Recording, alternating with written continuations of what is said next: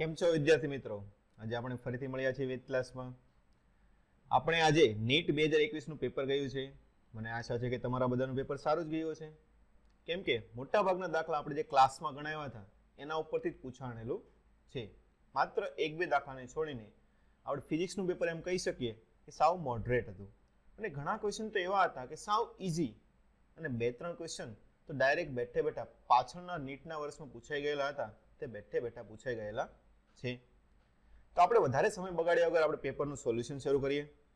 Solution કરશો એટલે તમને ખબર પડશે કે તમે કઈ જગ્યાએ કઈ રીતે તમે દાખલો ગણેલો છે. કેમ કે ઘણા બધા દાખલા આપણે શોર્ટકટ રીતથી ગણાઈ જાય એવા છે, તેમાં તમારે સમય પણ ઓછો લાગશે.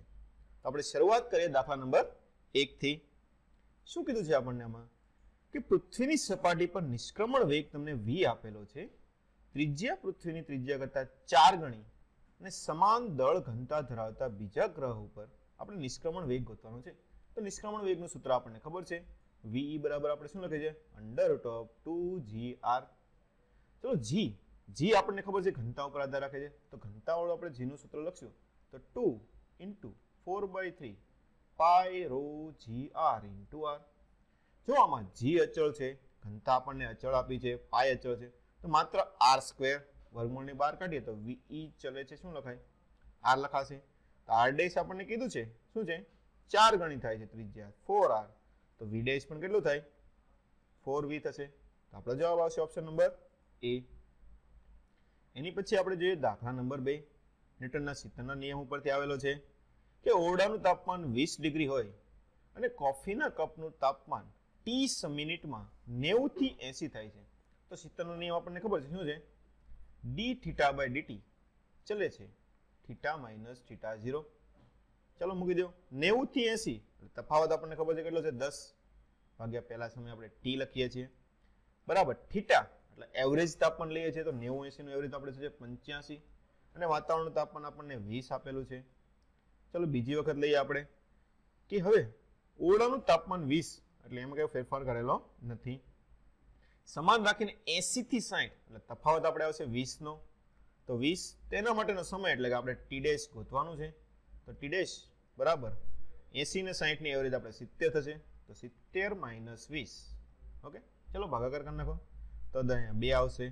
તો ઉપર t' બાય 2t બરાબર 85 માંથી 20 જાય એટલે આપણને કેટલા આવશે? 65. 70 માંથી 20 જાય એટલે 50. તો 13 × 5 = 10, 2 5 વડે ભાગ ચાલશે. તો t' બરાબર શું આવશે? 13/5t. ઓપ્શન નંબર સી આવશે આપણો જવાબ. ચલો એની પછીનો આપણે દાખલો જોઈએ. શું કીધું છે? r ત્રિજ્યા ધરાવતા એક જાડા પ્રવાહ ધરાવતા કેબલ તારમાં પ્રવાહ I આડછેદને સમાંતર સમાંગ રીતે વહેંચાણેલો છે. તો કેબલ દ્વારા ચુંબકીય ક્ષેત્ર br માં કેબલના અક્ષની સંદર્ભમાં અંતર r સાથેનો ફેરફાર કેવો થશે? મેં તમને કીધું હતું ને કે નીટમાં પૂછાઈ ગયેલો દાખલો બેઠે બેઠો પૂછાઈ ગયો છે. આ દાખલો છે. આપણને ખબર છે અંદરની તરફ શું હોય છે? b r ના સમપ્રમાણમાં હોય છે. શું હોય છે? r ના સમપ્રમાણમાં, અને બહારની તરફ r ના વ્યસ્ત પ્રમાણમાં હોય છે. તો શું થશે? ઓપ્શન નંબર ડી આવશે આપણે ડાયરેક્ટલી જવાબ. ચાલો એની પછી જોઈએ દાખલા નંબર 4 કે ધ્રુવીય અણુઓ ખાલી જગ્યા અણુઓ છે. દ્વિધ્રુવી ચાક માત્ર. આ તો થોડું ઘણું કેમિસ્ટ્રી આવી ગયું. ચલો એના માટે આપણે કોઈ ઉદાહરણ લઈ લઈએ. ફોર એક્ઝામ્પલ HCl લઈએ. આપણને ખબર છે Cl માઇનસ હોય તો માઇનસ ડેલ્ટા, અને આપણે અહીંયા લખે છે પ્લસ ડેલ્ટા. પેલું છે કાયમી દ્વિધ્રુવીય ચાક માત્રા ધરાવે. તો સાચું પડે ને, દ્વિધ્રુવીય ચાક માત્રા માઇનસ થી પ્લસ તરફ એટલે આ તરફ હશે. પહેલો જ ઓપ્શન આપણે સાચો આવી ગયો, ઓપ્શન નંબર એ. ચલો એની પછી પ્રિઝમ વાળો દાખલો. આવા તો આપણે ઘણા બધા દાખલા ક્લાસરૂમમાં ગણેલા છે. શું કીધું છે આપણને કે પ્રિઝમમાંથી નીકળતા નિર્ગમન કોણનું મૂલ્ય ગોતવાનું છે. જો 90 ડિગ્રી આપાત કર્યો, આપણને ખબર છે 90 ડિગ્રી ડાયરેક્ટ આપણે અંદર લઈ લઈએ છીએ સીધું જ આ રીતના.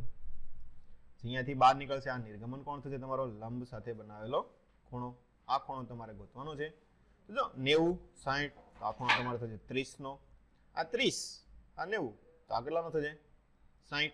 આ 60 આ ખૂણો 90 નો હોય તો આ ખૂણો કેટલો થઈ ગયો? 30. બસ સ્નેલનો નિયમ મૂકી દો. n1 sin θ1 બરાબર n2 sin θ2. ચલો n1 આપણને અહીંયા વક્રી પૂર્ણાંક આપેલો છે √3. અહીંયા આપણે લખીશું √3 sin 30 બરાબર 12 નો હવા છે એટલે 1 sin θ2 તો √3/2 sin 30 1/2 એટલે sin θ2 બરાબર √3/2 તો આપણને ખબર છે θ2 એટલે કે આપણે નિર્ગમન કોણ E કેટલો આવશે 60 ડિગ્રી નો આવશે જવાબ આપણો ડાયરેક્ટ થઈ જશે ઓપ્શન નંબર બી ચલો એની પછી એક સમાંતર પ્લેટ કેપેસિટર જો બેઠે બેઠું સૂત્ર જ આવે છે ઓકે સૂત્ર ઉપરથી એક જ મિનિટમાં તમારે 5-10 સેકન્ડમાં જવાબ આવી જશે કે પ્લેટ વચ્ચેનું અંતર ઉપર વિદ્યુત ક્ષેત્ર તમે E લગાડેલું છે પ્લેટો વચ્ચેનું અંતર D છે ક્ષેત્રફળ A છે તો સંઘારકમાં સંગ્રહિત ઉર્જા એટલે ઉર્જાનું સૂત્ર ગોતન છે ઉર્જા આવે એટલે આપણને ડાયરેક્ટ યાદ આવે કે ઉર્જા ઘનતા UV નું સૂત્ર આપણને બધાને ખબર છે કે હાફ એપ્સિલોન નોટ E². ઉર્જા ઘનતા એટલે શું થાય ઉર્જા ભાગ્યા કદ તો U/V લખાશે હાફ એપ્સિલોન નોટ E² તો ઉર્જા બરાબર લખાશે half epsilon naught E² * V કદ ક્ષેત્રફળ ગુણ્યા અંતર આપણને ખબર જ છે મૂકી દો half epsilon naught E² A * D આવી ગયો જવાબ આપણે ડાયરેક્ટલી ઓપ્શન નંબર આપણે આવશે ડી જો આ બધા દાખલા સાવ સહેલા જ પૂછાણા છે એક બે દાખલા મૂકીને ચલો એની પછીનો દાખલો છે એક કણને પૃથ્વીની સપાટીથી s ઊંચાઈથી છોડવામાં આવે છે કોઈ ચોક્કસ ઊંચાઈએ તેની ગતિ ઉર્જા સ્થિતિ ઉર્જા કરતા 3 ગણી થાય છે એટલે આપણે શું કીધું છે k = 3u કોઈ ચોક્કસ ઊંચાઈ ધારી લઈએ કે આપણે h ઊંચાઈ છે દાખલા કે આ પૃથ્વીની સપાટી લઈએ અહીંયાથી આપણે કણને છોડીએ દાખલા કે આ h ઊંચાઈ આ વસ્તુ આપણને જે આપેલી છે તે થાય છે આપણને કુલ ઊંચાઈ આપણને આપેલી છે કેપિટલ S તો આપણને ખબર છે ઉપરની ઊંચાઈ કેટલી થાય s - h થશે તો જો આપણને ખબર છે ગતિ ઉર્જા ક્યાંથી આવશે ઉપર તો આપણે મુક્ત કરેલો એટલે શરૂઆતનો વેગ તો 0 છે તો સ્થિતિ ઉર્જામાં થતો ઘટાડો એ ગતિ ઉર્જા થશે તો સ્થિતિ ઉર્જામાં ઘટાડો કેટલો થાય s - h ઊંચાઈ જેટલો એટલે શું લખાશે mg s - h 3 સ્થિતિ ઉર્જા h ઊંચાઈ આપણને ખબર જ છે mgh હોય છે mgh મૂકી દો તો mg કેન્સલ થઈ જાય તો s - h બરાબર 3h તો s બરાબર કેટલું થશે 4h તો h બરાબર s/4 ઊંચાઈ આપણને મળી ગઈ હવે ચાલો આપણે શું ગોતવા છે ઊંચાઈ s/4 આવી ગઈ તો 3 ઓપ્શનમાં આપેલી છે બીજું આપણને શું કીધું છે ઝડપ ગતિ ઉર્જા છે ઝડપ આપણને ખબર છે હાફ mv² ગતિ ઉર્જા બરાબર મૂકી ચાલો k બરાબર શું આવશે હાફ mv² અને આપણે ઉપર લખ્યું તે પ્રમાણે mg s - h h ની કિંમત મૂકી દે ચાલો અહીંયા mm કેન્સલ કરી નાખીએ તો v² બરાબર 2g s - s/4 તો 1 - 1/4 3/4 તો 2g * 3s/4 એ 2 ઉડાડી દઈએ તો v અંડર રૂટ કરવાનું થશે under route 3sg/2 option number આપણો આવશે એ આવશે ઊંચાઈ s/4 અને વેગ અંડર રૂટ ઓફ 3gs/2 ચલો એની પછી આપણે જે દાખલા નંબર 8 આ ફ્લુઇડમાંથી આપણે પૂછાઈ ગયેલો છે m દળ ધરાવતા d ઘનતા ધરાવતા એક નાના બોલને ગ્લિસરીન ભરેલા પાત્રમાં પતન કરવામાં આવે છે ત્યારે ઝડપ અમુક સમય બાદ અચળ થાય આપણને ખબર છે ઝડપ અચળ થાય આપણે શું કહીએ છીએ ટર્મિનલ વેલોસિટી ટર્મિનલ વેગ કહીએ છીએ એના માટેનું આપણે ગણવાનું છે તો ગ્લિસરીનની ઘનતા જો d/2 હોય તો દડાવ પર લાગતું શાંતા બળ તમારે ગોતવાનું છે તો આપણને ખબર છે કોઈ પણ પ્રવાહીમાં આપણે નાખીએ આ રીતના પદાર્થ નાખીએ છીએ તો આપણને ખબર છે પદાર્થ ઉપર પહેલા તો શું હોય છે એનું એક વજન બળ હોય છે mg પ્રવાહીમાં ગતિ કરે ત્યારે ઉપર તરફ ઉત્પ્લાવક બળ લાગે છે fb અને શું કીધું છે આપણે ટર્મિનલ વેગ પ્રાપ્ત કરે એટલે શું લાગે છે શાંતા બળ પણ ઉપર તરફ લાગતો છે દાખલા તરીકે આપણે શાંતા બળને આપણે અત્યારે f લઈ લઈએ છીએ તો આપણને ખબર છે અચળ વેગ છે એટલે કુલ બળ પ્રવેગ 0 એટલે વેગ અચળ થાય છે પ્રવેગ 0 એટલે બળ પણ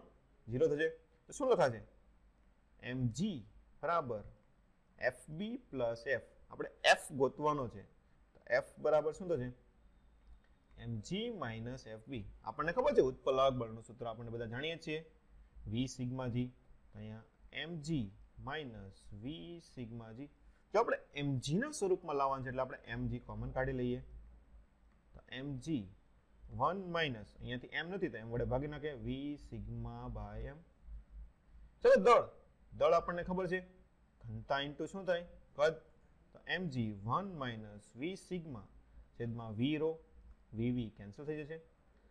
હવે ઘનતા આપણને આપેલી છે, શું આપેલી છે, જો પદાર્થની ઘનતા d અને પ્રવાહીની ઘનતા d/2 આપેલી છે. મૂકી દો ચાલો. mg 1 માઇનસ આપણને આપેલું છે d/2 અને નીચે d, તો 1 માઇનસ 1/2 1/2 એટલે આપણો જવાબ આવશે mg/2, એટલે કે ઓપ્શન નંબર બી થશે. ચાલો એની પછી 9 સેમિકન્ડક્ટર થિયરી વાળા દાખલો. સેમિકન્ડક્ટરમાં આપણે ટોટલ 3 દાખલા પૂછાઈ ગયેલા છે. ચાલો, n પ્રકારના અર્ધવાહકમાં ઇલેક્ટ્રોનની સાંદ્રતા એટલે કે ઇલેક્ટ્રોન ઘનતા અને p પ્રકારના અર્ધવાહકમાં હોલની ઘનતા સમાન તમને આપેલી છે. તો એક તેમને સમાંતરમાં એક બાહ્ય વિદ્યુત ક્ષેત્ર લગાડવામાં આવે તો વહેતા પ્રવાહને સરખાવવાના છે. આપણને ખબર છે n પ્રકારમાં મેજોરિટી ચાર્જર ઇલેક્ટ્રોન હોય છે અને p પ્રકારમાં મેજોરિટી હોલ હોય છે. પણ પ્રવાહ તમારે લેવાનો છે. પ્રવાહ કોના ઉપર આધાર રાખે? મોબિલિટી ઉપર આધાર રાખે. તો એના ઉપરથી આપણને ખબર છે શું છે, ઇલેક્ટ્રોનની મોબિલિટી આપણે શું છે, હોલની મોબિલિટી કરતાં કેવી હોય છે, વધારે હોય છે. ચાલો, ઇલેક્ટ્રોનની મોબિલિટી હોલની મોબિલિટી કરતાં વધારે હોય છે. એનો મતલબ શું થયો? એની સંખ્યા વધારે છે એટલે એનો પ્રવાહ પણ કેવો હશે? વધારે છે. તો IE ગ્રેટર ધેન IH થશે. E એટલે આપણે n ટાઈપ માટે લઈએ છીએ અને શું છે, I કોના માટે? n ટાઈપ માટે, અને I આપણે એ હોલ એટલે p ટાઈપ માટે લઈએ છીએ. તો n ટાઈપમાં પ્રવાહ કેવો હશે? વધારે. એટલે આપણો જવાબ આવશે ઓપ્શન નંબર સી. એની પછીનો દાખલો. ચલો, દાખલા નંબર 10 માં આપણને શું કીધું છે?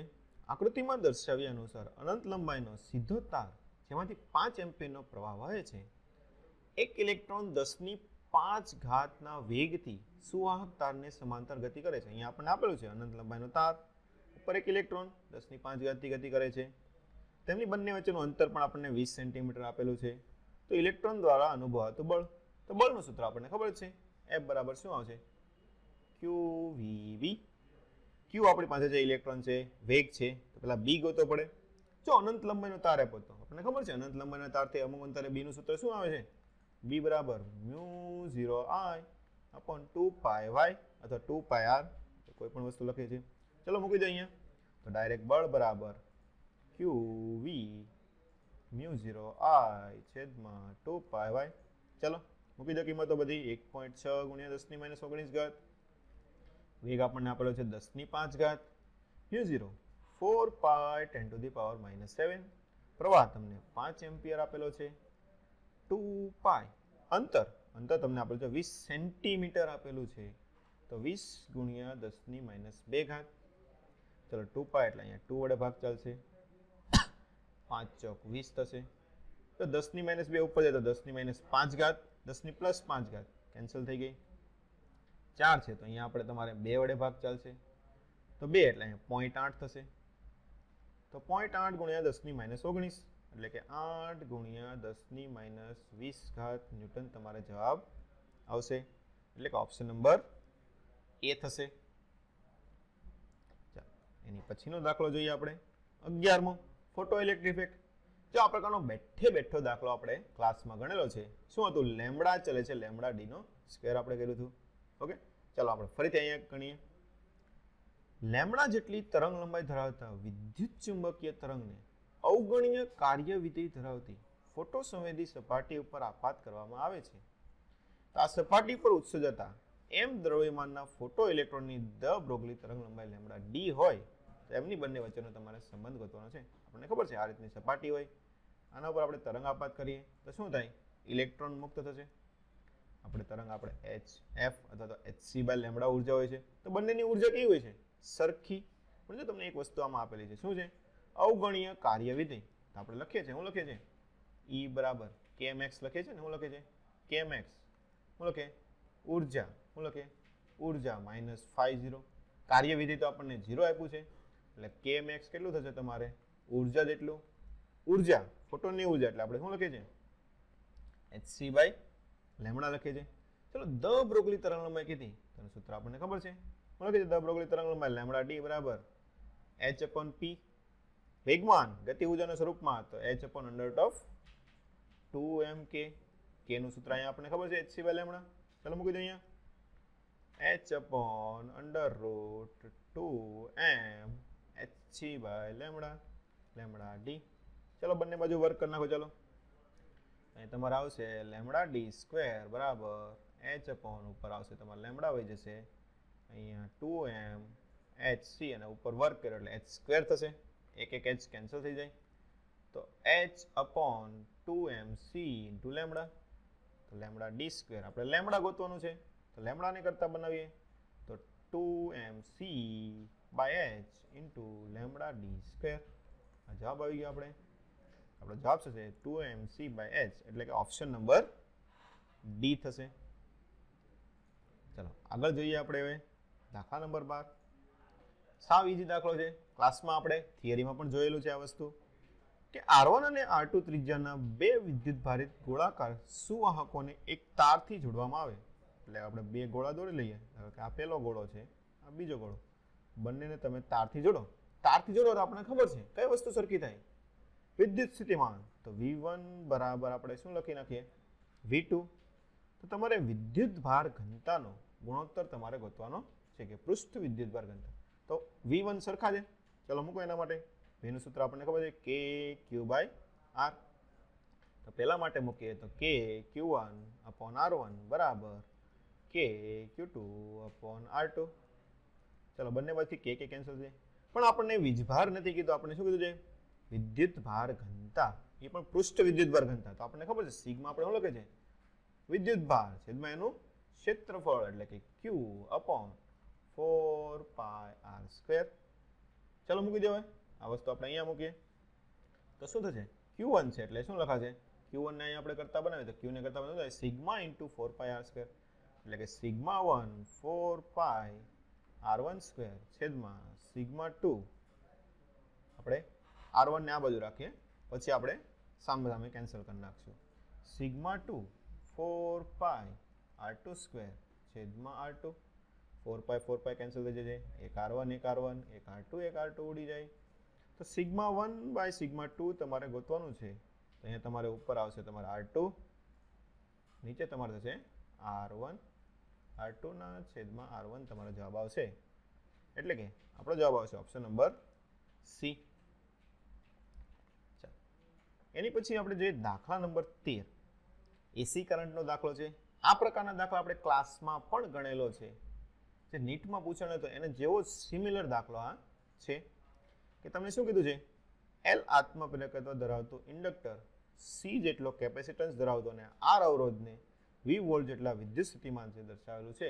એ આકૃતિમાં આપણને બધું આપેલું જ છે કે LCR ને સમાંતરમાં વિદ્યુત સ્થિતિમાનનો તફાવત અહીંયા 4 આપણે L છે, આ C છે અને આ R છે. 40, 10 અને 40 આપેલો છે. તો આપણને ફેઝર ડાયાગ્રામ ખબર જ છે એસી માટેનો. શું લખે છે આ બાજુ I હોય તો એ જ બાજુ આપણે શું લખે છે R. ઉપરની બાજુ આપણે શું લખે છે L એટલે કે અહીંયા VL આવશે. નીચેની બાજુ આપણે કેપેસિટર દર્શાવ્યું એટલે અહીંયા તમારે VC આવશે. આ તમારે VR થઈ ગયો. તો આપણને કેટલું આપેલું છે આ તમને 40 આપેલું છે, આ 10 આપેલું છે. તો આનું પરિણામ કેટલું થઈ જશે ઉપર તરફ ડાયરેક્ટ આપણે આમ કરીએ કે ને શું લખાય VL - VC એટલે અહીંયા 30 થઈ જાય. VR તમને આ 40 આપેલું છે. શું છે 40 તો 40 તો આપણે ખબર છે 30 40 તો પરિણામે આપણે કેટલું લઈએ 50. કેટલું લઈએ 50 વોલ્ટ. પરિણામે આપણને મળી ગયું. જો 50 વોલ્ટ મળ્યું આપણને ખબર છે કોઈ પણ વસ્તુ આપણે લઈએ તો કઈ વસ્તુ લઈએ છીએ આમાં ખબર ન હોય તો RMS લઈએ છીએ. તો 50 VRMS થયું ને શું થયું તમારે VRMS તમારે 50 થઈ છે. હવે તમારે પરિપથનો અવબાધ એટલે શું કહેવાય ઇમ્પિડન્સ. શું કહેવાય ઇમ્પિડન્સ. તમારે ઇમ્પિડન્સ ગોતવાનો છે. તો આપણને ખબર છે Z બરાબર આપણે શું લખે છે VRMS છેદમાં IRMS આવું લખે છે. તો VRMS તમને મળી ગયો છે 50. IRMS તમારે ગોતવાનું થશે પહેલા. તો જો તમને આપેલું છે વહેતા પ્રવાહનો કંપ વિસ્તાર 10√2 તો આપણે લખી છે I0 sin omega t એ રીતના લખીને તો I0 તમને આપ્યું ને તો આપણે પણ IRMS લેવાનું છે. તો IRMS આપણે શું થાય I0 બાય √2. ચાલો એ વસ્તુ અહીંયા મૂકો. ચાલો તો શું થશે તમારે અહીંયા 10√2 આપેલું છે તો અહીંયા 10 ભાગ્યા √2 આવું થશે ને. સોરી 10√2 આપેલું છે તો 10√2 ભાગ્યા √2 તો √2 કેન્સલ થઈ જાય, 0 0 ઉડી જાય. તો આપણો જવાબ કેટલો આવશે 5 ઓમેગા, એટલે કે ઓપ્શન નંબર એ થશે. ઓકે, જો તમને આ ડાયાગ્રામ ખબર હોય તો તમે ડાયરેક્ટલી તમારે ઘણી બધી ગણતરી આમાંથી ઓછી થઈ જશે. માત્ર 2-3 સ્ટેપમાં જ તમારો જવાબ આવી જશે. ચાલો, એની પછી આપણે જોઈએ દાખલા નંબર 14માં આપણને શું કીધું છે. ઇલેક્ટ્રોમેગ્નેટિક વેવ્સનો દાખલો છે કે પ્રસરણની દિશા તમને x આપેલી છે. શું છે? x આપેલી છે. નીચેનામાંથી કયું એક સંયોજન વિદ્યુત ક્ષેત્ર અને ચુંબકીય ક્ષેત્ર માટે સાચી શક્ય દિશા આપે છે? એટલે આપણને ખબર છે વિદ્યુત ચુંબકીય તરંગમાં શું હોય? પ્રસરણની દિશા, વિદ્યુત ક્ષેત્ર અને ચુંબકીય ક્ષેત્ર ત્રણેય એકબીજાને કેવા હોય છે? લંબ હોય છે. આપણે પ્રસરણની દિશા કઈ રીતે ગોતીએ છીએ? E ક્રોસ B કરીને ગોતીએ ને. શું કરીએ છીએ? E ક્રોસ B કરીને પ્રસરણની દિશા ગોતીએ છીએ.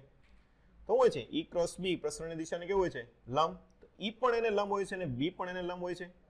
તો આપણે આ પણ એક વસ્તુ કરીએ કે ને, બંને એકબીજાને લંબ હોય તો E ડોટ B બરાબર 0 પણ લઈ શકીએ. ઓકે, આ વસ્તુ પણ કરી શકીએ. જો આ દાખલાની ખાસિયત શું છે તમને ખબર છે?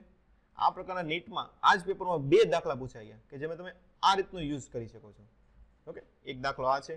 તો પહેલું જોઈએ, ચાલો ઓપ્શન નંબર એ કે -j + k અને -j + k બંનેની દિશા કેવી થઈ ગઈ? સરખી દિશા. આપણને ખબર છે E અને B એકબીજાને કેવો હોવો જોઈએ? લંબ હોવો જોઈએ ને. E લંબ B. તો પહેલો ઓપ્શન તો ડાયરેક્ટ કેન્સલ થઈ જાય. ઓપ્શન નંબર બી માં પણ j + k સરખી દિશા, કેન્સલ થઈ જશે. ઓપ્શન નંબર ડી જો j + k અને -j - k એટલે વિરુદ્ધ દિશા થઈ ને. કેવી થઈ? વિરુદ્ધ દિશા થઈ. તો વિરુદ્ધ દિશા પણ કેન્સલ જ થાય ને, કેમ કે લંબ તો થયું નથી. તો તમારે ગણતરી કરવાની પણ કઈ જરૂર ન પડી. ડાયરેક્ટલી જવાબ આવશે તમારો ઓપ્શન નંબર સી આવશે.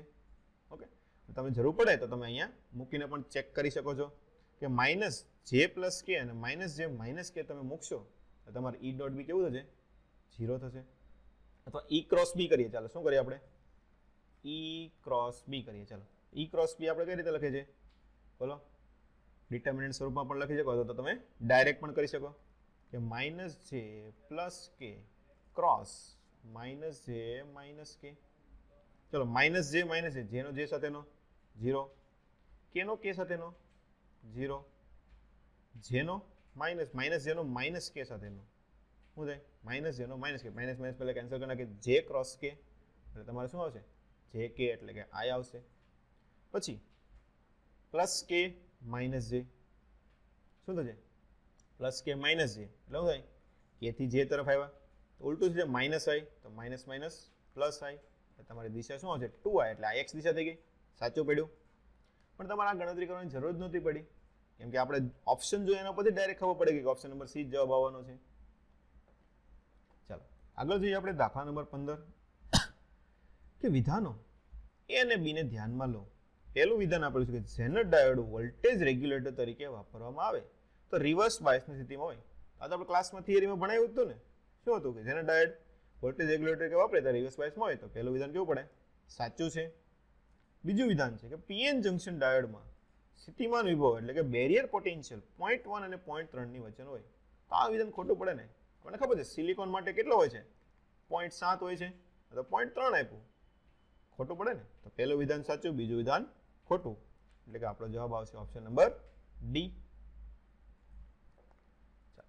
એની પછી આપણે જોઈએ કે કેપેસિટરનો દાખલો આવી ગયો ફરીથી કે આકૃતિમાં દર્શાવ્યા પ્રમાણે સંયોજનનો સમતુલ્ય કેપેસિટન્સ કેટલો થાય? આમાં તો 5 સેકન્ડનો જવાબ છે તમારે. જો આમાં આપણે વોલ્ટેજનો નિયમ લગાડશું. શું છે? અહીંયા આપણે એ છેડો લઈએ, અહીંયા બી છેડો લઈએ. ધારો કે અહીંયા વોલ્ટેજ V લઈએ. કેટલો લઈએ? V. તો અહીંયા પણ V વોલ્ટેજ હશે, અહીંયા પણ V વોલ્ટેજ હશે, અહીંયા V વોલ્ટેજ, અહીંયા પણ V વોલ્ટેજ, વચ્ચે કંઈ આવતું નથી, અહીંયા પણ V વોલ્ટેજ. તો જો બંને બાજુ વોલ્ટેજ સરખો છે તો વોલ્ટેજનો તફાવત જ નથી તો કેપેસિટર કામ જ નથી કરવાનું. વોલ્ટેજનો તફાવત નથી તો આ કેપેસિટર તો કેન્સલ થઈ જશે. આ કેન્સલ થઈ ગયું તો 2 વધ્યા. બંને કેમાં જોડેલા છે? સમાંતરમાં. સમાંતરમાં હોય તો શું થાય? 2C. કેટલું છે? 2C. તો ડાયરેક્ટલી જવાબ તમારો આવી જશે 2C થશે. ચાલો એની પછી આપણે હવે જોઈએ દાખલા નંબર 17. પોટેન્શિયોમીટરના પરિપથમાં 1.5 વોલ્ટનું EMF ધરાવતો કોષ જેની લંબાઈ 36 સેન્ટીમીટર છે. જો પ્રથમ કોષને બદલીને 2.5 વોલ્ટનું મૂકવામાં આવે તો બીજા કોષનું લંબાઈ સંતુલન કેટલું છે? પોટેન્શિયોમીટર ડાયરેક્ટ દાખલો આપણને ખબર છે. શું લખીએ સૂત્ર આપણે? E1/E2 બરાબર L1/L2 મૂકી દો. ચાલો E1 આપણને આપેલું છે 1.5, E2 છે 2.5, L1 તમને આપેલું છે 36 ને L2 તમારે શોધવાનું છે. શું છે? 5 તરી 15, 25 25, 5 વડે ભાગ થશે 3, 12 હાલશે. તો L2 બરાબર 12 પંચા 60 સેન્ટીમીટર. ડાયરેક્ટ જવાબ આવી ગયો તમારે 60 સેન્ટીમીટર. ઓપ્શન નંબર બી જેટલો. એની પછી એક સંધારક એટલે કે કેપેસિટરનું કેપેસિટન્સ તમને સી આપેલું છે. વોલ્ટેજ વી એ સી ઉદ્ગમ સાથે જોડવાનું છે. તમને વી નું આપેલું છે કે વી બરાબર V0 sin ઓમેગા ટી છે. તો તમારે પ્રવાહ ગોતવાનો છે. શું ગોતવાનો છે? પ્રવાહ. તો આઈ આપણને ખબર છે. શું લખે છે? આઈ બરાબર V/XC. તો આપણને ખબર છે શું ગોતવાનું છે? તમારે I0 ગોતવાનું થશે પહેલા. તો I0 પ્રવાહ V બરાબર IR લખીએ. તો I બરાબર શું થશે? V/Z. કેપેસિટર છે એટલે ઇમ્પિડન્સ લેવો પડશે ને. તો હું લખાય V ખાલી કેપેસિટન્સ એટલે XC લખીએ આપણે. તો V/XC. XC આપણને ખબર છે શું આવે? V0/1 omega C. તો આવું છે V0 ઓમેગા C. I0 મળી ગયો. જે કેપેસિટર આપેલું છે તો કેપેસિટરમાં આપણને ખબર છે પ્રવાહ વોલ્ટેજ કરતા π/2 કળામાં આગળ હોય છે. તો ડાયરેક્ટ આપણે I બરાબર શું લખે છે? I0 એટલે કે ડાયરેક્ટ આપણે શું લખીએ? I0 આપણે sin ઓમેગા ટી પ્લસ π/2 કરીશું. પ્રવાહ આગળ હોય ને તો I0 આપણને મળી ગયો V0 ઓમેગા C અને sin π/2 plus theta cos theta. તો cos ઓમેગા ટી થશે. તો V0 ઓમેગા C અને cos ઓમેગા ટી એટલે કે આપણો જવાબ આવશે ઓપ્શન નંબર બી જેટલો થશે. ચલો એની પછીનો દાખલો 19મો. શું કીધું છે આપણને? કે આકૃતિમાં દર્શાવ્યા અનુસાર એક ડાયપોલને વિદ્યુત ક્ષેત્રમાં મૂકવામાં આવેલી છે. તો તે કઈ દિશામાં ગતિ કરશે? તો ડાયપોલ આપેલી જો નિયમિત વિદ્યુત ક્ષેત્ર નથી, અનિયમિત છે. અહીંયાથી નીકળે છે મતલબ શું છે? આ બાજુ વિદ્યુત ક્ષેત્ર કેવું હશે? E વધારે હશે ને આ બાજુ E કેવું હશે? ઓછું હશે. તો બળ આપણને બળનું સૂત્ર ખબર છે F બરાબર QE કરીએ. તો આ બાજુ બળ કેવું લાગશે? વધારે લાગશે ને. શું લાગશે? વધારે બળ લાગશે. તો ધન છે તો ધન ધન અપાકર્ષણ એટલે કે આ બાજુ બળ લાગશે તમારે F1 લાગશે. ઋણ તો ધન ઋણ આકર્ષણ એટલે આ બાજુ તમારે શું લાગશે? F2 બળ લાગશે. જો વિદ્યુત ભાર સરખા છે તો બળ કોના ઉપર આધાર રાખશે? વિદ્યુત ક્ષેત્ર. F1 નું વિદ્યુત ક્ષેત્ર વધારે હોવાથી F1 બાજુ તે બળ વધારે છે એટલે આપણે શું લખીએ? F1 ગ્રેટર ધેન F2 થશે. F1 કઈ દિશામાં છે? જમણી તરફ. તો જમણી તરફ ડાયપોલને બળ લાગશે. F1 આપણને ખબર છે F2 કરતા વધારે છે તો આપણને ખબર છે જમણી તરફ ખસશે. અને સ્થિતિ ઉર્જા આપણને ખબર છે વિદ્યુત ક્ષેત્રની દિશામાં ગતિ કરતા સ્થિતિ ઉર્જા તમારી ઘટવાની જ છે. તો જમણી તરફ કારણ કે એની સ્થિતિ ઉર્જા શું થાય છે? ઘટે છે. એટલે ઓપ્શન નંબર સી જવાબ તમારે આવશે. એની પછી જોઈએ દાખલા નંબર 20 કે જ્યારે 3.3 ગુણ્યા 10⁻³ વોટ ધરાવતો પાવર તેને 600 નેનોમીટર તરંગ લંબાઈ ઉદ્ગમ ઉપર મૂકતા 1 સેકન્ડમાં સરેરાશ રીતે ફોટોનની સંખ્યા આપણે ડાયરેક્ટ લખે છે ને ઈ P બરાબર શું લખે છે? NhC/λ. 1 સેકન્ડમાં આપેલું એટલે n ગોતવાનો છે. તો ડાયરેક્ટ લખે P(λ/hc). મૂકી દો બધી કિંમત આપેલી છે. 3.3 ગુણ્યા 10⁻6 લેમ્ડા 600 નેનોમીટર એટલે 600 ગુણ્યા 10⁻9 h તમને 6.6 ગુણ્યા 10⁻34 આપેલું c 3 ગુણ્યા 10⁸ થાય. ચલો ઉડાડો 3.3 એટલે આ 2 3 દૂ 6 તો અહીંયા 100 થશે. માત્ર ઘાત જ સરખાવાની રહી તો શું થાય? 9 ને 6 15 -15 એટલે આ 2 કાઢી એટલે -13. અહીંયાથી કેટલી ઘાત આવશે? 6 8 એટલે 26. તો ઉપર જશે તો કેટલી ઘાત વધશે? આપણે 10⁻16 વધશે. કેટલી થશે? 10⁻16 એટલે આપણો જવાબ આવશે ઓપ્શન નંબર ડી જેટલો થશે. ચાલો આગળ જોઈએ દાખલા નંબર 21. શું કીધું છે? શરૂઆતમાં સમય સ્થિર સ્થિતિમાંથી એક પદાર્થ ગતિની શરૂઆત કરે છે. નાનો ટુકડો ઘર્ષણ રહિત ઢોળા ઉપર સરકે છે. t n-1 થી t n અંતરાલમાં કાપેલું અંતર Sn. જો Sn આવ્યું એટલે તમને ડાયરેક્ટ ખબર પડી ગઈ કે nમી સેકન્ડમાં કાપેલું અંતર જ લેવાનું છે. તો એનું સૂત્ર મૂકીએ છીએ આપણે dn લખીએ છીએ. શું લખીએ છીએ? u plus a/2 2n-1. જો n-1 થી n એટલે nમી સેકન્ડ જ થઈ તો Sn થઈ ગયું. આપણે શું ગોતવાનું છે? Sn ના છેદમાં Sn+1 એક વખત nમી સેકન્ડ એક વખત n+1મી સેકન્ડ. જે શરૂઆત કરે છે એટલે શરૂઆતનો વેગ 0 થઈ જશે. ડાયરેક્ટ a ઉપર જ આવશે. તો ડાયરેક્ટ આપણે શું લખીએ?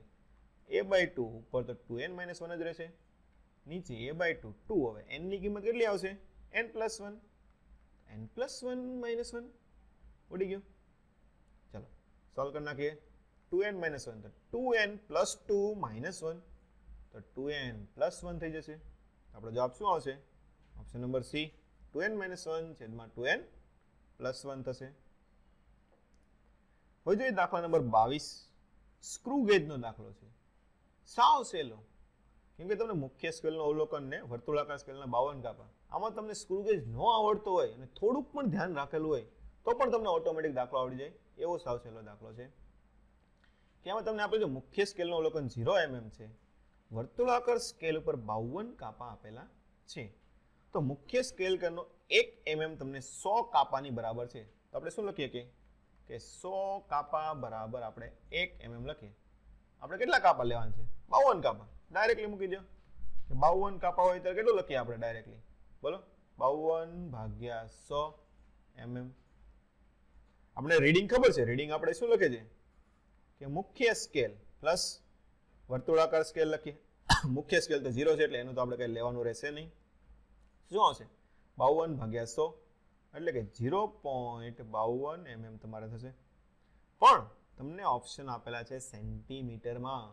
સેન્ટીમીટરમાં કરવા માટે શું પડશે? 10 વડે ભાગવું પડશે. તો 0.052 સેન્ટીમીટર. આ વસ્તુ જોવાની રહેશે ખાસ, એકમ કન્વર્ઝન. ઓકે, ઓપ્શન નંબર તમારો કેટલો આવશે? એ થશે. ચાલો, રેડિયોએક્ટિવ તત્વ ઘણા બધા દાખલા આપણે ક્લાસમાં ગણેલા છે આ રીતના. કયો કોણ નીકળે, કયો કોણ આવશે. પેલો શું કીધું છે? ZXA. શું કીધું છે? ZXA. એમાંથી તમારે Z-1B. ઓકે, તો જો આપણને ખબર છે એમાં કોઈ ફેરફાર થતો નથી. તો નીચે Z-1 એટલે શું લખાય? +1 કરવું પડે ને, તો +1 બીટા આવશે. તો પેલું આવશે બીટા પ્લસ આવશે. શું આવશે? બીટા પ્લસ આવી ગયું. પછી બીજું છે Z-1B માંથી Z-3. શું કીધું છે? Z-3C બનશે. જો Z માં 2 નો તફાવત આવ્યો, આપણને ખબર છે ડાયરેક્ટલી આલ્ફા કણ હોય તો જ 2 નો તફાવત આવે. હું લખીએ 2He4 કણ કયો લખીએ? આલ્ફા. પેલો કણ બીટા પ્લસ, બીજો કણ આલ્ફા. ત્રીજું કણ Z-2 આવ્યું. શું આવ્યું? Z-3C માંથી Z-2 એટલે કે +1 થયું. શું થયું? +1. તો કયો આવશે? બીટા માઇનસ લખે ને કે -1. Z-2 Z-1 શું છે? Z-2 -1 -3 થઈ ગયું. તો કયો આવશે? બીટા માઇનસ કણ આવશે. કયો આવશે? Beta minus. Beta plus alpha beta minus. Option number તમારો કયો થશે? ડી થશે. ચાલો, એની પછી રે ઓપ્ટિક્સનો દાખલો આવ્યો કે મોટી કેન્દ્ર લંબાઈ ધરાવતા ખૂબ જ મોટું છિદ્ર ધરાવતા લેન્સ પ્રકાશીય ખગોળીય ટેલિસ્કોપમાં વાપરવામાં આવે છે ઓબ્જેક્ટિવ તરીકે. ઓબ્જેક્ટિવ આપણને ખબર છે, ટેલિસ્કોપમાં ઓબ્જેક્ટિવ લેન્સ કેવો હોય છે? મોટો હોય છે. અને આઈપીસ લેન્સ કેવો હોય છે? નાનો હોય છે. આ રીતનું. ચાલો, તો પેલું મોટું અપર્ચર એટલે આપણે મોટી ત્રિજ્યા વ્યાસ લઈએ ને, મોટું અપર્ચર પ્રતિબિંબની તીવ્રતા અને દ્રશ્યતા સહયોગ આપે છે. સાચું પડે ને? જેટલું મોટું હોય એટલા વધારે કિરણો ભેગા કરે. જેટલા વધારે કિરણો ભેગા કરે એટલું તમને સ્પષ્ટ ને પ્રતિબિંબ દેખાશે. બીજું આપણને આપેલું છે ઓપ્શન નંબર બી, મોટું ક્ષેત્રફળ ધરાવતો હોવાથી કિરણો વધારે ભેગા કરશે. તે પણ સાચું પડશે. ત્રીજું, મોટું વિભેદન શક્તિ આપશે. એ પણ સાચું પડે ને? જેટલું વધારે હોય એટલું તમારે વધારે વિભેદન આપશે. તો ઉપરના બધા આપણે ઓપ્શન સાચા થશે. ચલો, એની પછી જોઈએ બેઠે બેઠો આપણે પેમ્પલેટમાંથી થિયરીમાં MCQ શું છે કે પદાર્થની n આવૃત્તિ ધરાવતી સરળ આવત ગતિ કરે તો સ્થિતિ ઊર્જાની આવૃત્તિ કેટલી થાય? બમણી થઈ જાય. આપણે ડાયરેક્ટ લખીએ છીએ 2n. Option number C. એની પછીનો દાખલો ન્યુક્લિયસમાંથી આવ્યો છે કે રેડિયોએક્ટિવ વિભંજનમાં ન્યુક્લિયસનો અર્ધ જીવનકાળ એટલે કે અર્ધ આયુષ્ય સમય તમને T½ આપેલું છે. 100 કલાક આપેલું છે. કેટલું છે? તો 150 કલાક બાદ મૂળ એક્ટિવિટીનો કેટલો ભાગ બાકી રહેશે? આના માટે આપણે ડાયરેક્ટ શોર્ટકટ સૂત્ર લખીએ છીએ. શું લખીએ છીએ? n/n0. શું લખીએ છીએ? તો એક્ટિવિટી હોય તો આપણે શું લખીએ છીએ? a/a0 પણ લખીએ છીએ. ½ n શું લખે છે? n બરાબર T/T². તો T આપણને આપેલો છે. કેટલો આપેલો છે? 150 કલાક. T½ આપણને આપેલો છે 100. તો આપણી કિંમત કેટલી થશે? 3/2. ચલો મૂકી દો અહીંયા. હાફ રેસ ટુ 3/2 તો 2 નો ઘન 8 એનું વર્ગમૂળ એટલે કે 1/√8 એટલે કે આપણે આને લખી શકીએ 1/2√2 એટલે આપણો જવાબ આવશે ઓપ્શન નંબર સી 1/2√2. એની પછી આપણે હવે જોઈએ દાખલા નંબર 27 કોષ્ટક બધા બેઠા સૂત્રો જ આપેલા છે આપણે બધા ક્લાસમાં સૂત્રો આપણે ગણેલા જ છે. શું છે વાયુની સરેરાશ વર્ગિત વર્ગમૂળ ઝડપ RMS ઝડપનું સૂત્ર તમને ખબર જ છે શું આવે √3RT/m એટલે કે a ની સાથે આપણે શું આવશે q આવશે. પછી દબાણ આપણે જે સહેલું હોય ને તે ડાયરેક્ટ કરવાનું એટલે તમારો સમય બચી જાય કે અણુની સરેરાશ ગતિ ઉર્જા આપણને ખબર છે કેટલી હોય 3/2 kBT એટલે c માં તમારે શું થઈ જશે s થઈ જશે. જો a માં q એટલે ઓપ્શન નંબર આ બંને આવશે અને c માં s આપણે બીજા બે ઓપ્શન પણ ચેક કરવા પડશે.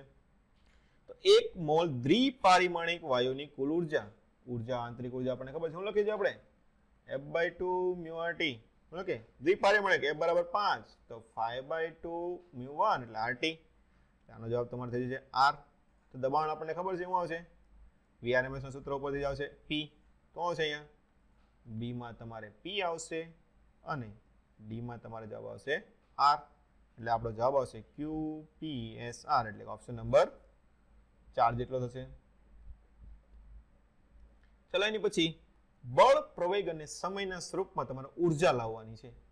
તો U બરાબર આપણે શું કરીએ F/a કરીએ a/ પછી તમે B કરો T/c કરો એ રીતે કરવા જશો ને બહુ લાંબો દાખલો થઈ જશે. આપણે શું લાવવાનું છે ઉર્જા લાવવાનું છે F અને T ના સ્વરૂપમાં. તો ઉર્જા આપણને ખબર છે ઉર્જા બરાબર આપણે જો એનું પારિમાણિક સૂત્ર લખીએ તો m1L2 T-2 લખીએ. બળ માટે લખીએ તો m1L T-2 લખીએ. પ્રવેગ L T-2 સમયનું તો T જ રહેવાનું છે. તો આમાં જો તમને ડાયરેક્ટ ખબર પડે ઉર્જા લાવી છે L2 હોવું જોઈએ. આ બંનેનો ગુણાકાર કરો તો જ તમારે L2 આવે. શું આવે બંનેનો ગુણાકાર કરો તો F × A કરો તો શું થશે FA m L1 T-2 × L T-2 m L2 T-2 વધારાનું આવ્યું હતું અને પ્લસ T2 કરી નાખો એટલે FA T2 તમે ડાયરેક્ટલી કરી શકો m L2 T-2 ખબર પડી કે નહીં. તમે ઓલું સૂત્ર મૂકો છો તમે ગણતરી બહુ લાંબી થશે. આ રીતે કરશો તો તમારે માત્ર 30 સેકન્ડની અંદર જવાબ આવી જશે. 30 સેકન્ડમાં મેં વધારે કીધી છે કેમ કે મેં તમને એ સૂત્ર લખીને દર્શાવ્યા છે એટલે ઓકે. આપણો જવાબ આવશે FA T2 એટલે કે ઓપ્શન નંબર 3 થશે. ચાલો ટર્બાઇનનું સંચાલન કરવા માટે 60 મીટર ઊંચાઈએથી અને 15 કિલોગ્રામ પ્રતિ સેકન્ડના દરથી પાણી પડે છે. ઘર્ષણ બળના કારણે વ્યય થતો હોવાથી 10% ઉર્જા વ્યયમાં વપરાય છે. આપણે કામની કેટલી ઉર્જા આવી 90% આવી. ટર્બાઇનનો પાવર આપણને ખબર છે શું થાય કાર્ય ભાગ્યા સમય કેટલું છે 90%. શું આવશે 90% એટલે આપણે ડાયરેક્ટ શું લખીએ 0.9 h ઊંચાઈથી આવે છે W શું લખશું આપણે mgh/t શું કીધું ચાલો m/t આપણને આપેલું છે 15 0.9 × 15 mg g10 h 60 આપેલું છે તો શું થશે ગુણાકાર કરશો તો 15 6 90 9 9 81 એટલે કે 8.1 કિલોવોટ ઓપ્શન નંબર 3 આવશે. એની પછીનો દાખલો જોઈએ 30 સાવ ઈઝી માત્ર ને માત્ર 5 સેકન્ડમાં જવાબ આવી જાય. શું છે સમાંતર જોડાણ કરેલું છે સમાન લંબાઈ સમાન આડછેદ સમાન દ્રવ્ય બધી વસ્તુ સરખી આપી દીધી છે એટલે અવરોધ પણ બધા સરખા થઈ જશે. તો તેવો અસરકારક અવરોધ 0.25 સમાંતરમાં આપણને ખબર છે 4 અવરોધ છે 0.25 છે તો આપણે સમાંતરમાં શું લખીએ R/4 બરાબર 0.25 તો R આપણને કેટલો મળશે 1 મળશે. હવે એને તમે શ્રેણીમાં જોડો તો શ્રેણીનો તમને ખબર છે શું થાય એના એટલે 4 4R થશે તો ડાયરેક્ટ તમારો જવાબ કેટલો આવશે 4 ઓમેગા એટલે કે ઓપ્શન નંબર A. સાવ ઈઝી દાખલો. એની પછી દાખલા નંબર 31 સ્તંભ 1 એ ધાત્વિય સુવાહક આપણે ટેબલ જ જોડવાનું છે ને રકમ વાંચવાની આપણે જરૂર છે નહીં. પેલું આપણને આપે છે ડ્રિફ્ટ વેગ. તો વેગ આપણને ખબર છે શું લખીએ પ્રવેગ × સમય. પ્રવેગ વિદ્યુત ક્ષેત્ર હોય તો શું લખીએ QE/m તો શું લખશે EE/m × t. પહેલામાં ડાયરેક્ટ જવાબ તમારો આવી ગયો R થશે. પછી બીજી હોય છે અવરોધકતા. અવરોધકતા આપણને ખબર છે, શું લખે છે? E બરાબર J ઇન્ટુ રો લખીએ છે ને, તો રો બરાબર આપણે શું લખીએ? E by J. તો બીજું પણ આવી ગયું, B બરાબર S. A બરાબર R, એટલે કે ઓપ્શન નંબર બધામાં A બરાબર R જ આપેલું છે તમને. B બરાબર તમને S, એટલે ઓપ્શન B અને C જોવાનું છે. તો બીજું છે સમયગાળો અને પ્રવાહ ઘનતા. પ્રવાહ ઘનતા જે આપણને ખબર છે, શું લખીએ?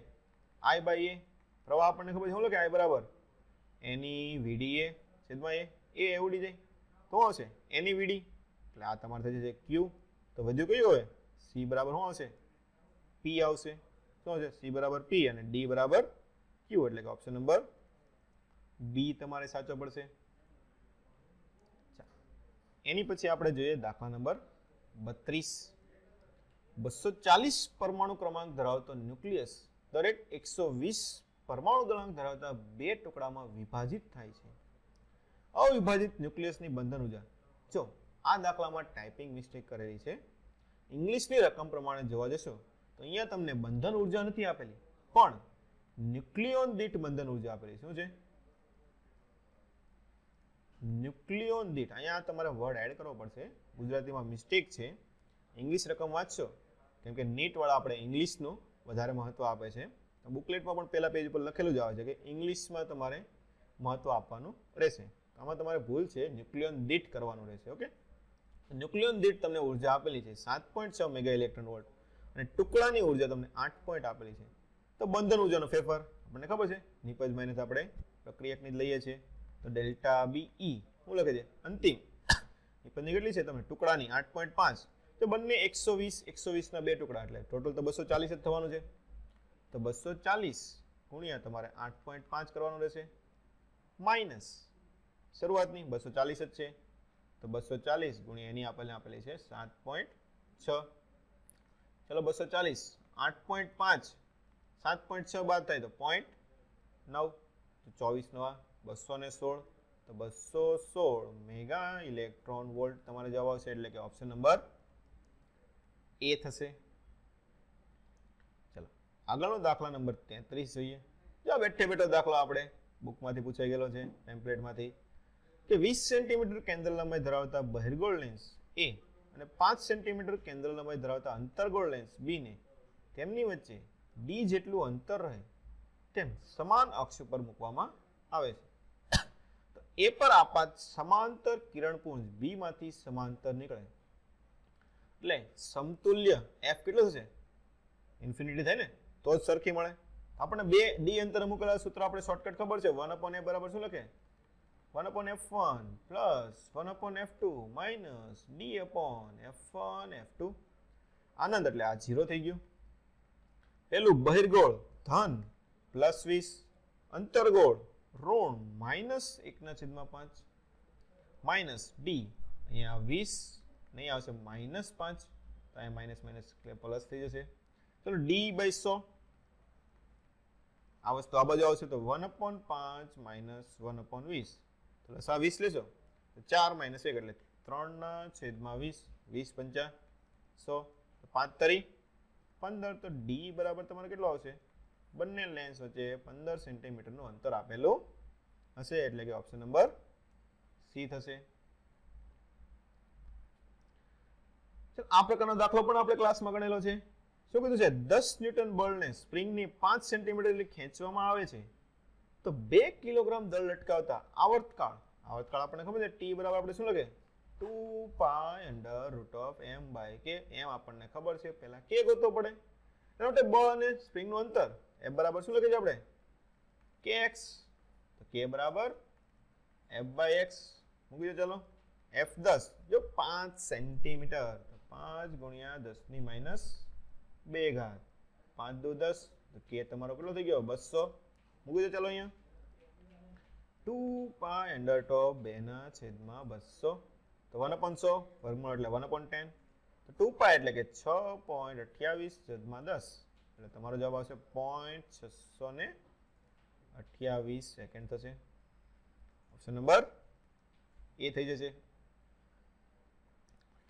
ફરી વખત પારિમાણિક સૂત્ર, યુનિટનો દાખલો. શું કીધું છે? E અને G એટલે કે ઉર્જા અને ગુરુત્વાકર્ષીય અચળાંક E/G તમારે લેવાનું છે. પારિમાણિક સૂત્ર તમે યાદ કરશો મૂકશો એની કરતા તમે ડાયરેક્ટ સૂત્ર મૂકી દે ને, કેમ કે બળને વસ્તુ બળ સાથે સંકળાયેલી છે. ઉર્જા આપણે શું લખે છે? કાર્ય એટલે કે F ડોટ ડી.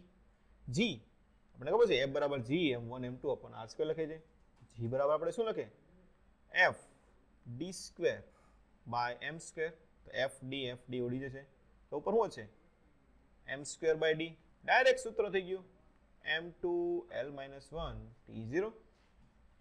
m2l-1 એટલે કે ઓપ્શન નંબર તમારો આવશે બી.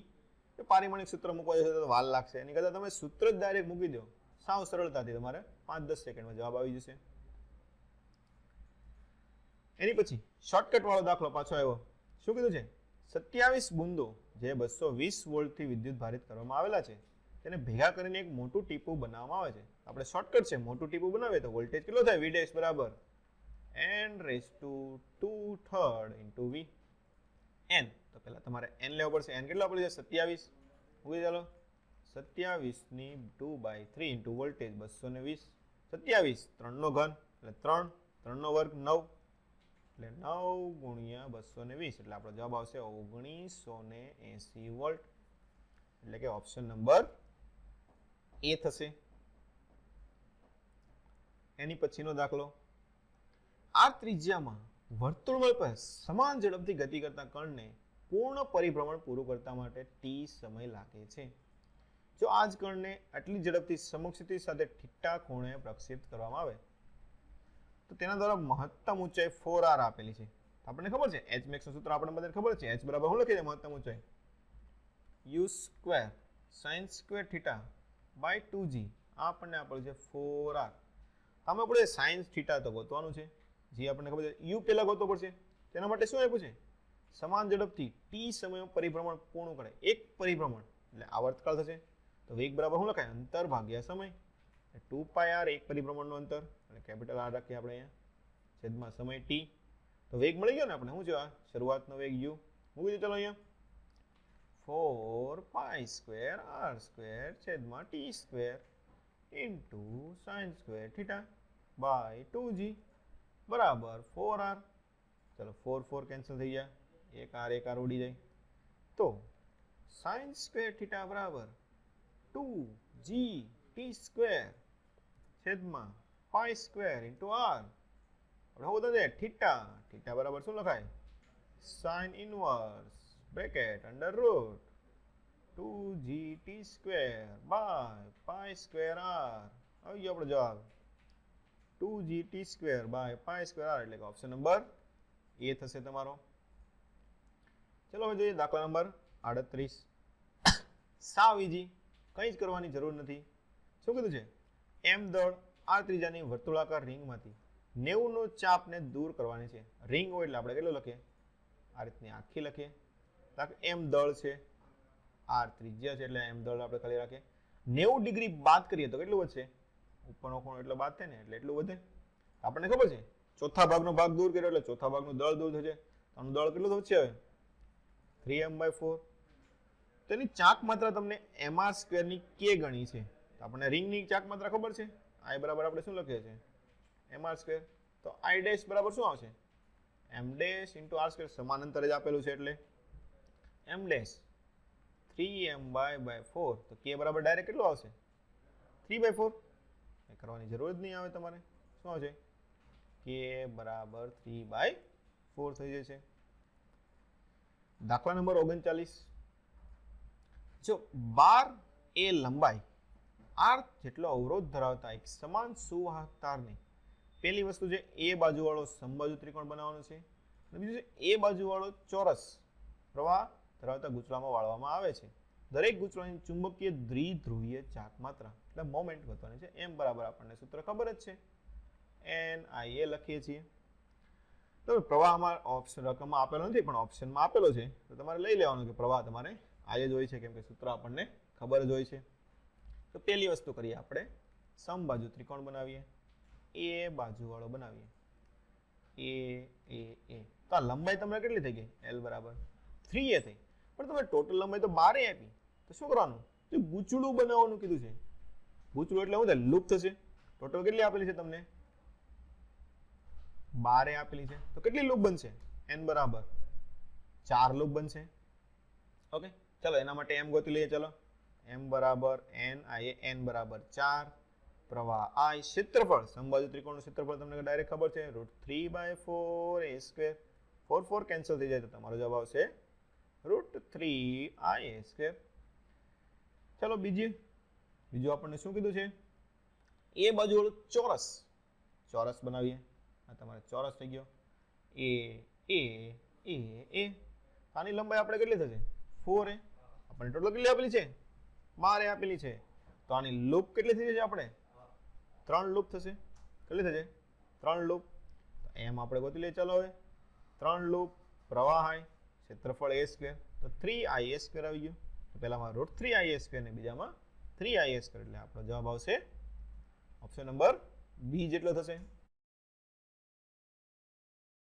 દાખલા નંબર 40 કે R1 અને R2 ત્રિજ્યા ધરાવતા બે સુહાગ ગાળાને તેમના કેન્દ્રો પર એકબીજા ઉપર સંપાત રહે તે રીતે એક જ જગ્યા પર મૂકેલા છે. જો R1 double greater than R2 હોય તો તેમની વચ્ચેનું અનન્ય પ્રેરકત્વ m. ડાયરેક્ટ સૂત્ર જ છે. શું લખે છે સૂત્ર? m બરાબર μ0 n1 n2 pi R2 square by 2R1 બીજાનું છેદમાં પહેલાનું મોટું હોય તે. તો શું આવશે? m ચલે છે R2 સ્ક્વેર છેદમાં R1. શું થશે? R2 સ્ક્વેર છેદમાં R1, એટલે કે આપણો જવાબ આવશે ઓપ્શન નંબર એ.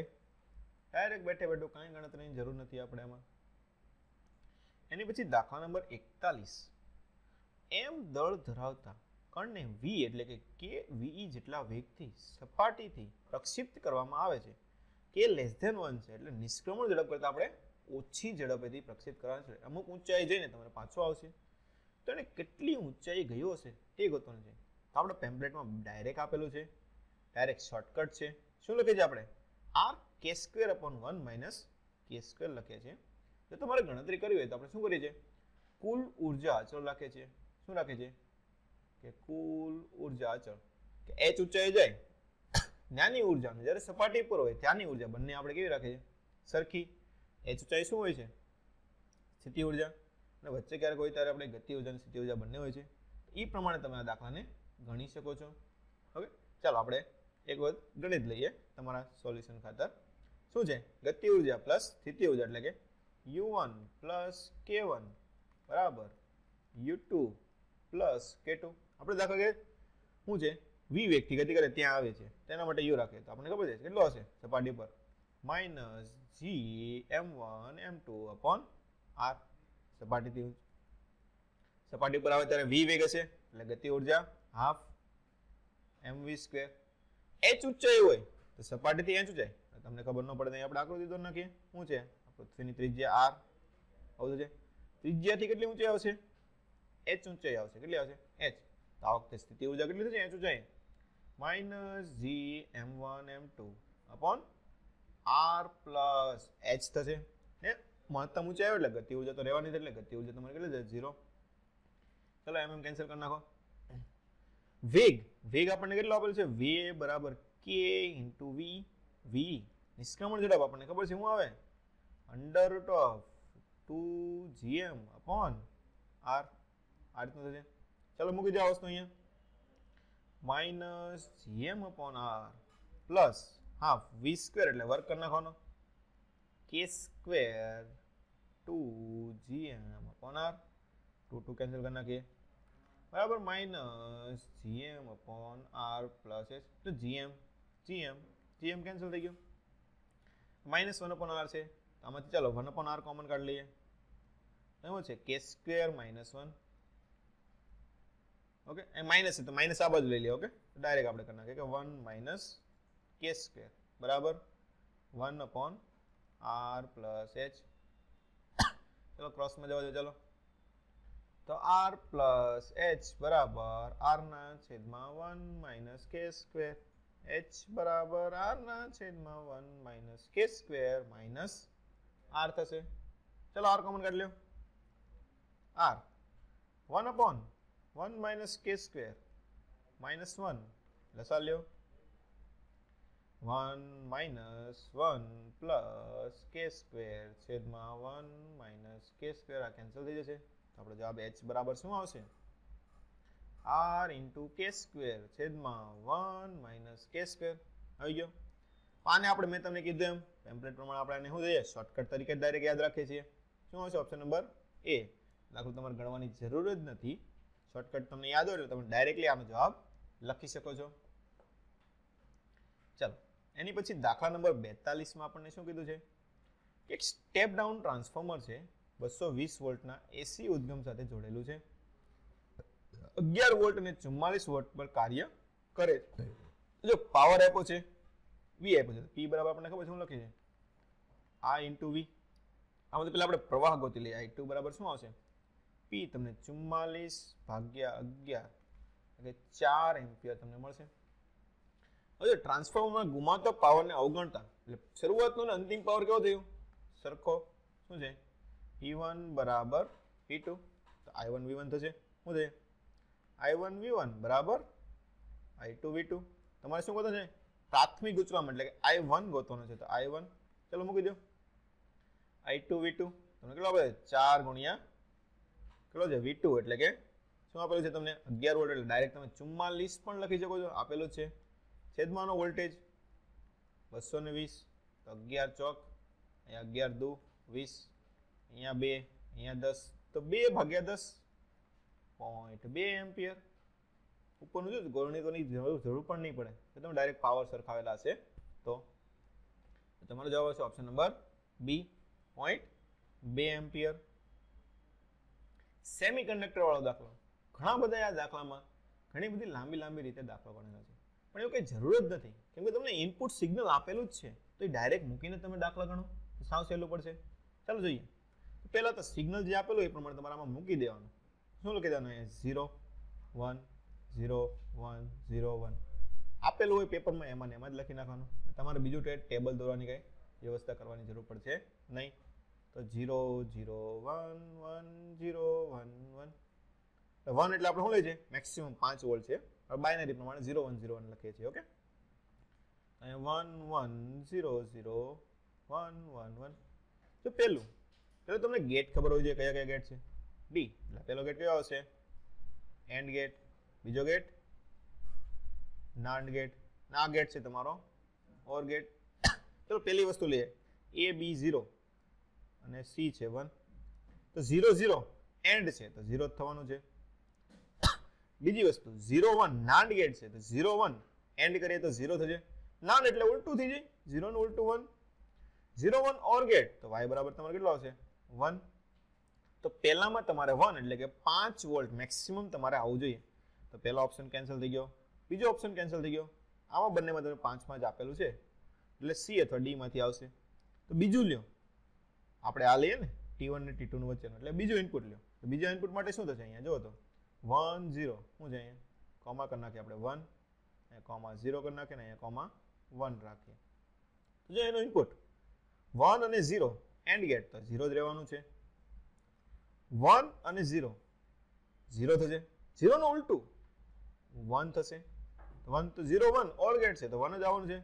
તો આનો જવાબ પણ મેક્સિમમ 5 એવો ઓપ્શન નંબર 3 માં જ આપેલું છે. ડાયરેક્ટલી તમને જવાબ ખબર પડી જશે.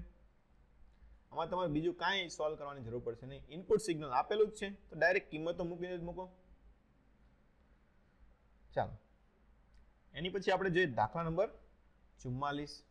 શું કીધું છે 0.15 કિલોગ્રામ દળ ધરાવતા બોલને 10 મીટર ઊંચાઈથી છોડવામાં આવે છે. ભોંયતળિયાને અથડાઈને સમાન ઊંચાઈ સુધી જાય છે તો બોલને અપાતા આવેગનું મૂલ્ય. આવેગ એટલે ઇમ્પલ્સ કહેવાય એટલે કે બળનો આઘાત આપણે ગોતવાનો છે. આપણને ખબર છે જમીન ઉપર અથડાય શું છે જમીન ઉપર અથડાય ને પાછો જાય તો બળનો આઘાત વેગમાનમાં થતો ફેરફાર લખે છે. શું લખે છે I બરાબર ડેલ્ટા P. તો વેગમાન v વેગથી નીચે તરફ આવતું હોય સમાન ઊંચાઈ જાય એટલે વેગ ત્યાં પણ v છે તો P બરાબર આપણે શું લખે છે mv. બીજું વિરુદ્ધ દિશામાં એટલે માઇનસ mv તો ડેલ્ટા P તમારે કેટલું થશે 2 ટાઈમ્સ mv. h ઊંચાઈ જાય છે તો વેગ આપણે ડાયરેક્ટ લખીએ છીએ √2 gh. મૂકી દો 2m √2 gh.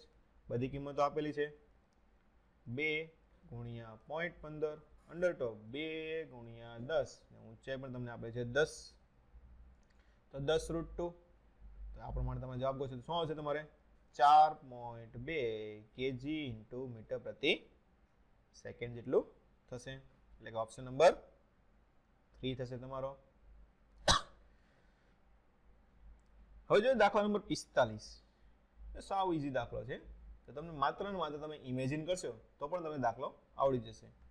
શું છે? એક કાર વિરામ સ્થિતિમાંથી શરૂ કરીને 5 મીટર પ્રતિ સેકન્ડ સ્પીડના પ્રવેગથી ગતિ કરે છે. વ્યક્તિ 4 સેકન્ડ સમયે બોલ બારીમાંથી ફેંકે છે. દાખલા તરીકે આપણે એક કાર લઈ લઈએ. શું લઈ લઈએ? એક કાર લઈ લઈએ. ઓકે, મને જેવી આવડે એવી દોરું છું. ઓકે, તમને સારી આવડતી તો તમારે સારી દોરવાની. આપણે કારમાં ટાઈમ વેસ્ટ થોડો કરવાનો છે, આપણે એક્ઝામ દેવાની છે. ચાલો, કારમાં જઈએ છીએ, 4 સેકન્ડ 5ના પ્રવેગથી ગતિ કરે છે. તો 4 સેકન્ડ પછી આપણે વેગ ગોતી શકીએ ને. તો વેગ બરાબર શું છે? u + at. શરૂઆતમાં સ્થિર છે એટલે 0. તો પ્રવેગ કેટલો થશે અહીંયા? 5 અને 4 સેકન્ડ એટલે આ 20 થશે. એટલે આ દિશામાં તમારો વેગ કેટલો આવ્યો? 20 મીટર પ્રતિ સેકન્ડ. પછી બોલને બારીમાંથી નીચે મૂકે છે, એટલે બોલ આ રીતનો છે, નીચે મૂકે એટલે શું થાય? નીચે તરફ પડશે. નીચે તરફ તો ગુરુત્વ પ્રવેગ g લાગતું હોય, તો v બરાબર શું થશે તમારે? શરૂઆતનું 0 છે, gt થશે નીચે તરફ. તો g10 સમય 6 સેકન્ડ, એટલે 4 માંથી 6 થતા એટલે 2 સેકન્ડનો સમય લાગશે, એટલે 2. આ તમારે 20 થશે. તો આ 20 ક્યાં આવ્યું? નીચે તરફ. તમારું પરિણામી શું થાય? આ તરફ 20, નીચે તરફ 20. આપણે ડાયરેક્ટ લખીએ, પરિણામી શું થાય? 20√2. તો આ તમારો વેગ આવી ગયો 20√2, અને પ્રવેગ નીચે તરફ જ છે આપણે 10. તો આવશે 20√2 અને 10 મીટર પ્રતિ સેકન્ડ સ્ક્વેર. ઓકે, દાખલા નંબર 46. આખા પેપરમાં એક જ દાખલો તમને થોડોક હાર્ડ પૂછેલો છે. ઓકે, પણ આ પણ તમને ઓપ્શનલમાં આપેલું છે. આપણી પેટર્ન શું છે? 35 ને 15. છેલ્લા 15 માંથી તમે ઓપ્શનલમાં પણ આ દાખલાને તમે કાઢી શકો છો. ઓકે, આ થોડો હાર્ડ દાખલો છે, એ હું પણ માનું છું. ચલો આપણે આ દાખલાની ગણતરી કરીએ એટલે તમને ખબર પડશે કઈ રીતે થોડો હાર્ડ છે. પણ આ દાખલો શા માટે મૂકો છો? તમારે જોવું હતું કે તમે ઓપ્શનલમાં દાખલાને કાઢો છો કે સમય વેસ્ટ કરો છો. ઓકે, ચાલો તો આપણે એની ગણતરી કરીએ હવે. કે 30 સેન્ટીમીટર કેન્દ્ર લંબાઈ ધરાવતા એક બહિર્ગોળ લેન્સથી 60 સેન્ટીમીટર અંદર એક બિંદુવત પદાર્થ મૂકેલો છે. અહીં 60 સેન્ટીમીટર અહીંયા પદાર્થ મૂકેલો છે. તેનાથી 40 સેન્ટીમીટર એટલે કે અહીંયા તમને એક સમતલ અરીસો મૂકવામાં આવે છે. તો અંતિમ પ્રતિબિંબ ક્યાં રચાશે તે તમારે ગોતવાનું છે. આપણે અક્ષ દોરી નાખીએ, આપણે લેન્સ દોરી નાખીએ. અહીંયા વચ્ચે આ લેન્સ આવી ગયો, આ તમારો આવી ગયો છે અરીસો. ચલો અંતર આપણે મૂકી દઈએ. આ તમને 60 આપેલું છે, આ તમને 40 આપેલું છે. કેન્દ્ર લંબાઈ તમારે f બરાબર 30. અહીંયા વસ્તુ મૂકેલી છે. શું છે? આ બધા જો f30 60 મૂકેલી એટલે ક્યાં મૂક્યું છે તમે? 2f આગળ. તો 2f હોય તો આપણને ડાયરેક્ટલી ખબર છે પ્રતિબિંબ ક્યાં મળે? 2f આગળ. તો અહીંયા 60 હોય તો પ્રતિબિંબ ક્યાં મળશે? અહીંયા પાછળ 60 આગળ મળશે. કેટલા મળવું જોઈએ આપણને? અહીંયા 60 આગળ મળવું જોઈએ. પણ ત્યાં જતા પહેલા રસ્તામાં તમને શું નડે છે? અરીસો. તો આપણે કિરણ કઈ રીતે નીકળશે? અહીંયાથી એક કિરણ નીકળશે, અહીંયાથી તમને, એટલે કે તમારે આ રીતનું એક કિરણ જશે. અરીસા સાથે અથડાય એટલે શું આવશે? પાછું અહીંયા રિટર્ન મારશે આ રીતનું. ચલો આપણને ખબર છે કયો અરીસો? સમતલ અરીસો. શું હોય? વસ્તુ અંતર પ્રતિબિંબ અંતર બંને સમાન. આ 60. તો આ અંતર કેટલું થશે તમારા માટે? 20. તો આનું પ્રતિબિંબ તમને અહીંયા આગળ મળશે. શું મળશે? અહીંયા અંતર કેટલું આવશે તમારા માટે?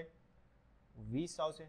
હવે કિરણની દિશા જો તમે આ રીતની છે, હવે અહીંયાથી કિરણ ફરીથી તમારે બહિર્ગોળ લેન્સ સાથે અથડાવવાનું છે. ઓકે, તો એનું પણ પ્રતિબિંબ મળશે. જો ખાસ વાંચજો, રકમમાં તમને શું કીધું છે? અંતિમ પ્રતિબિંબ કેવું અને ક્યાં મળશે. તો હજી આપણને અંતિમ પ્રતિબિંબ મળ્યું નથી. એટલા માટે હું કહેતો હતો કે આ દાખલો થોડો હાર્ડ છે. તમે ડાયરેક્ટ આ 20 લખીને તમે ડાયરેક્ટ જવાબ લખવા જાઓ તો તમને ઘણી વખત ખોટો પણ પડી શકે છે.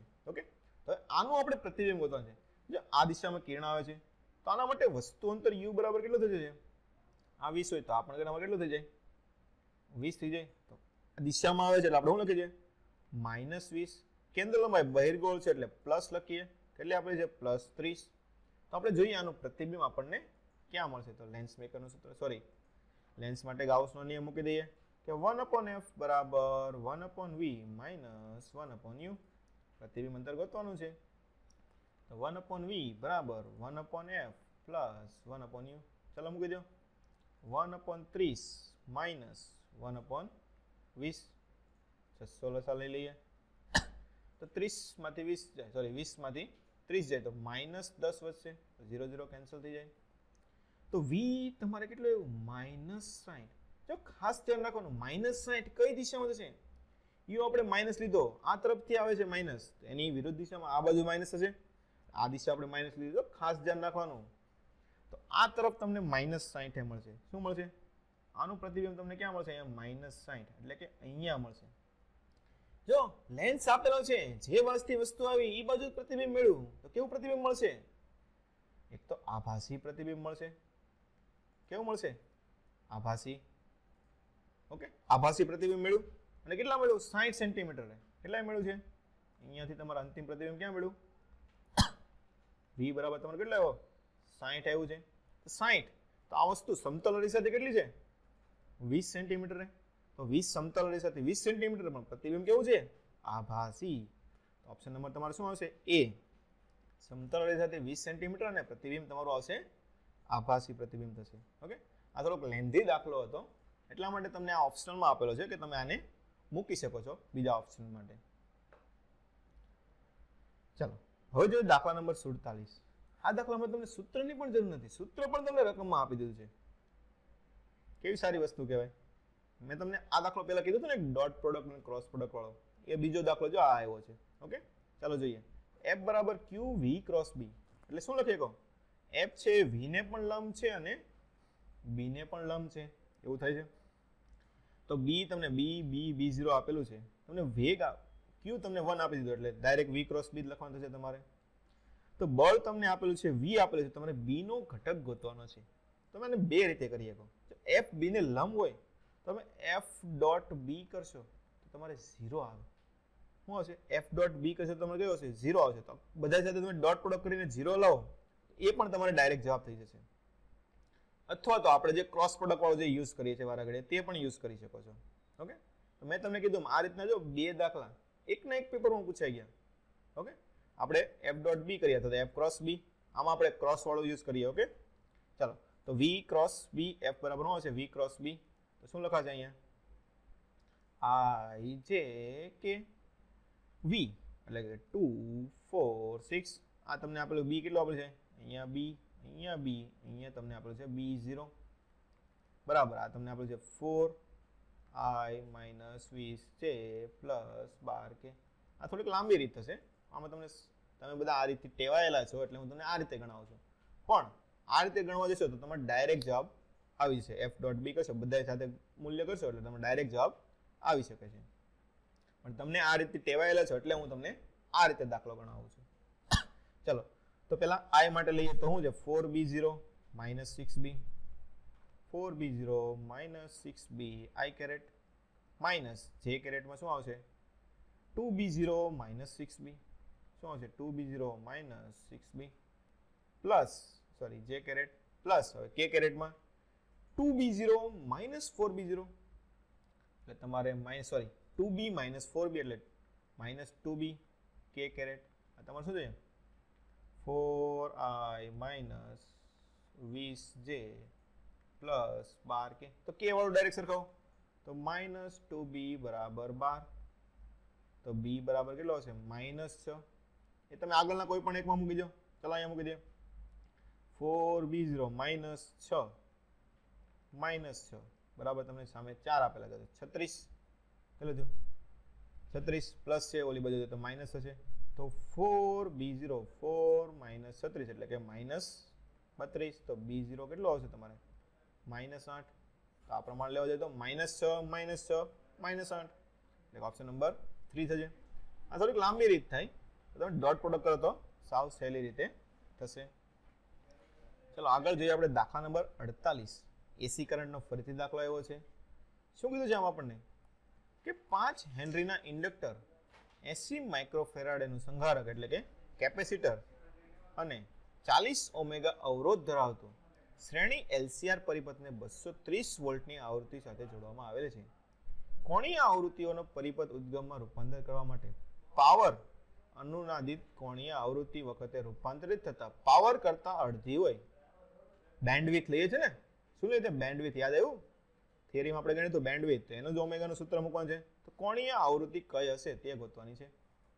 પેલા આપણે ઓમેગા 0 સેન્ટર વાળી લઈ લઈએ. કઈ લઈએ? ઓમેગા 0 અનુનાદિત થાય એટલે આપણને ખબર છે એલસી દોલનો થાય અંડર ટોપ એલસી હોવી ચાલો 1 upon અંડર રૂટ એલ તમને 5 આપેલું છે અને સી તમને 80 ગુણ્યા 10 ની માઇનસ 6 ઘાત 8 5 40 400 400 નું વર્ગમૂળ કેટલો આવશે 20 અને 10 ની માઇનસ 3 ઘાત થશે.